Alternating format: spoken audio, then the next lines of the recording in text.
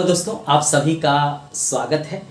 आज हम सबसे महत्वपूर्ण टॉपिक जो साइंस से संबंधित है उसके बारे में जानेंगे। महत्वपूर्ण प्रश्नों को उस टॉपिक से कैसे विभिन्न एग्जाम में पूछा जाता है। इसको शुरू करने से पहले आपसे रिक्वेस्ट है कि आप मेरे चैनल को सब्सक्राइब कर लीजिए, लाइक कर लीजिए, शेयर कर लीजिएगा। ठीक है, चलिए अब हम वीडियो को शुरू करते हैं। पहला प्रश्न है, वॉशिंग मशीन का कार्य सिद्धांत है। वॉशिंग मशीन का कार्य सिद्धांत है। ए में है अपकेंद्रीय और बी में है विसरण। देखिए, वॉशिंग मशीन का जो सिद्धांत होता है, कार्य सिद्धांत, वह अपकेंद्रीय होता है, इसलिए इसका उत्तर ए होगा। अगला प्रश्न है, कौन एक सदिश राशि है? तो बल, वेग, विस्थापन, त्वरण, संवेग, ये सब होता है सदिश। तो यहाँ पे संवेग है तो ये उत्तर इसका ए हो गया। दाब अदिश है। अगला प्रश्न है, पदार्थ के वेग और संवेग के अनुपात से कौन सी भौतिक राशि प्राप्त की जाती है? पदार्थ के वेग और संवेग, यहाँ अनुपात पूछ रहा है तो याद रखिएगा, संवेग और वेग ये होता है द्रव्यमान का। ठीक है, द्रव्यमान बराबर संवेग बटा वेग, यानी वेग और संवेग के अनुपात से द्रव्यमान की प्राप्ति होती है। पूछा कौन सी भौतिक राशि की? तो द्रव्यमान की। अगला है बल गुणनफल है। बल द्रव्यमान और त्वरण का गुणनफल होता है, इसलिए इसका उत्तर ए होगा। जबकि बी में दिया है भार और वेग का, ये नहीं होगा। अगला प्रश्न है, ऊर्जा संरक्षण का आशय है। ऊर्जा न तो सृजित होता है न उसका विनाश होता है। बी में है विनाश होगा। देखिए, मान लीजिए कोयला है, ये कोयला है, अगर इसको जलाते हैं और इससे हम बिजली बनाते हैं तो ऊर्जा का यहाँ खत्म होगा, उतना ही इतना बिजली का निर्माण होगा। यानी ऊर्जा का न तो विनाश होता है और न ही सृजन होता है। अब इसको जो है एग्जाम में घुमा के पूछ देता है।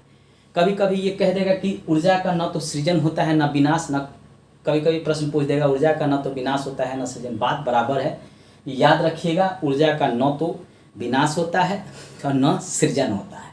अगला प्रश्न है, क्यों सड़क की अपेक्षा बर्फ पर चलना कठिन होता है?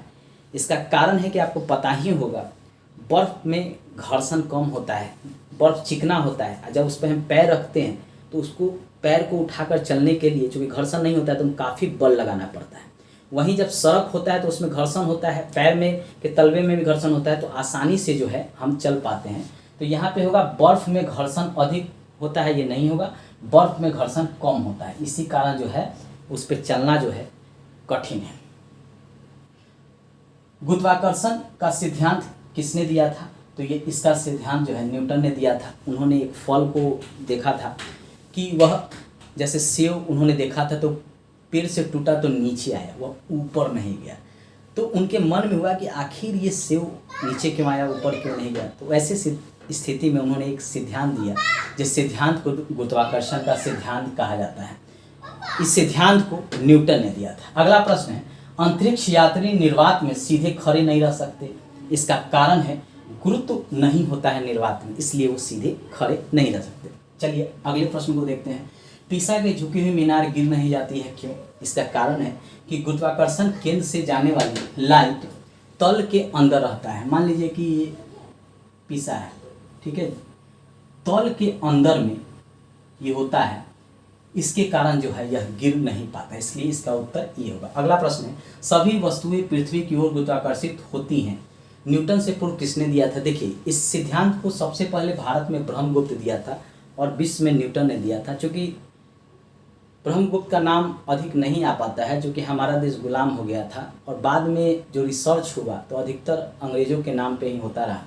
वैसे स्थिति में बाद में जब भारतीय इसके बारे में जाने तो उन्होंने बताया कि नहीं भाई, न्यूटन से पहले जो है ब्रह्मगुप्त ने गुरुत्वाकर्षण के सिद्धांत को दिया था, इसलिए न्यूटन रहे गुरुत्वाकर्षण के सिद्धांत में सबसे पहले रहे ब्रह्मगुप्त, और न्यूटन है तो आप ब्रह्मगुप्त को लगाइएगा, ब्रह्मगुप्त नहीं रहे तो आप न्यूटन को लगाइएगा। अगला प्रश्न है, जब कोई वस्तु ऊपर से गिराई जाती है तो उसका भार होगा। देखिए, कोई भी वस्तु ऊपर से जब गिरेगा तो उसका भार में परिवर्तनशील होगा, यानी भार परिवर्तित होगा। जैसे मान लीजिए चांद पे कोई वस्तु 1 kg का है, पृथ्वी पर आता है तो 6 kg का हो जाता है। एक उदाहरण से आपको समझाएं। अगला है लकड़ी, मोम और लोहा का समान आकार का टुकड़ा पृथ्वी पर गिराया जाए, कौन पहले पहुंचेगा? तो सबसे पहले लोहा पहुंचेगा। अगर समान आकार का है, ठीक है, इसमें बोला है समान आकार का, ये नहीं कहा है कि समान भार का। तो समान आकार का सीधी सी बात है, मोम हल्का होगा, उसके बाद लकड़ी हल्का होगा और सबसे भारी जो है आयरन होगा। सबसे हल्का मोम होगा, उसके बाद उससे भारी लकड़ी का टुकड़ा होगा और सबसे भारी होगा लोहा। तो वो क्या होगा, तेजी से नीचे आएगा, अगर समान आकार की बात बोल रहा है। यहाँ पे समान भार की बात नहीं कहा है। अगला प्रश्न है, किसी पिंड का भार सर्वाधिक है तो ध्रुवों पर होगा।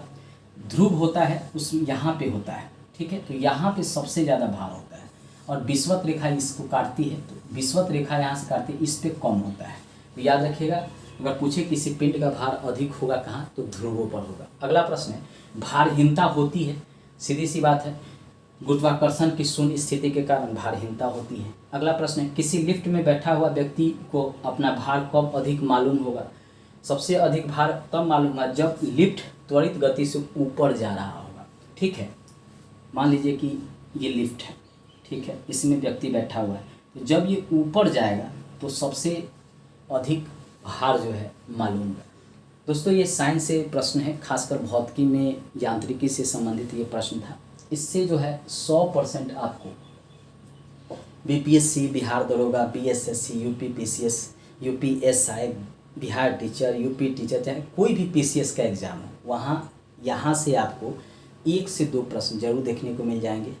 मैं प्रश्न और उत्तर ऑप्शन के साथ करवा रहा हूँ ताकि आपका प्रैक्टिस हो। आप पढ़ते तो चैप्टर बहुत हैं किसी भी सब्जेक्ट का, लेकिन क्वेश्चन प्रैक्टिस कम करते हैं, और जब एग्ज़ाम हॉल में यही प्रश्न बन के आता है तो आप वहाँ पे सोचने लगते हैं कि इसका क्या उत्तर होगा।